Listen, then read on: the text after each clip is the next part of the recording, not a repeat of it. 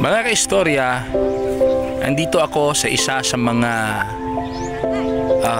ano bang tawag nito? Cemetery ba ang tawag? Oo, cemetery. Cemetery, oo nga, park.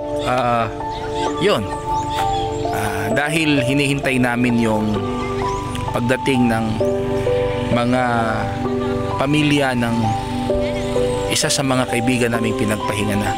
You know what, mga kaistorya, habang andito ako, marami akong mga realization sa buhay. Na-realize ko na kung gaano kaikli, ka-short ang buhay ng tao, mga kaistorya. Na kahit anong gawin natin sa mundong ito, dito pa rin yung ending natin. Ito, dito pa rin tayo. Ang ending natin, mga kaistorya, Diyan pa rin ang ending natin. So why should we spend our time on earth sa awayan, sa bangayan? Why should we spend our time on earth sa mga bagay na sa tingin natin mahalaga pero hindi pala? Yung bang halos ang buhay mo'y nakatutok na lang sa mga material na bagay. Puro ka na lang trabaho.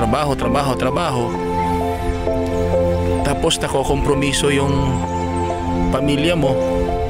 Di ba, may mga ganon? May mga pangyayari na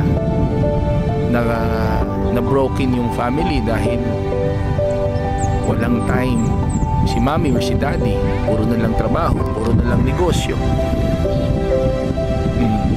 Ang mga anak na pariwara dahil puro na lang time sa paghahanap ng mga material na bagay. Tapos kahit yung mga simpleng mga bagay ay pinagtutuunan mo masyado ng pansin.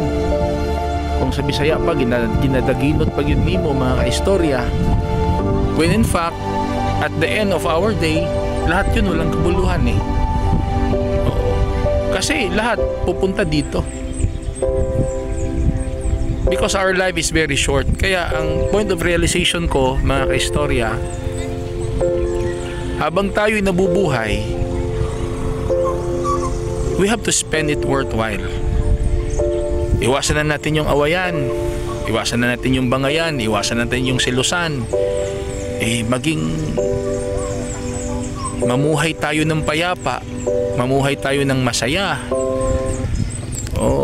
Gugulin natin ang ating oras sa mga mahalagang bagay. Unang-una, sa paglilingkod sa ating Panginoong Diyos. Gugulin natin ang ating oras, buhay sa mga taong mahal natin at nagmamahal sa atin, sa ating mga pamilya, sa ating mga kaibigan. Doon natin gugulin, mga kaistorya. Gawin natin yung mga bagay na gusto nating gawin. As long as hindi siya, of course, hindi siya labag sa batas at labag sa utos ng Diyos. Yung mga bagay na makakapagpasaya sa atin, gawin na natin, mga kaistorya. Hindi na nato naginuto ng mga butang ng mga way pulos. Kasi hindi tayo nabubuhay forever. Darating ang panahon, tayong lahat pupunta din dito. So, we have to maximize the times of our lives. Mga kaistorya, So please don't forget to subscribe on my YouTube channel and click the notification bell and follow my FB page and TikTok account.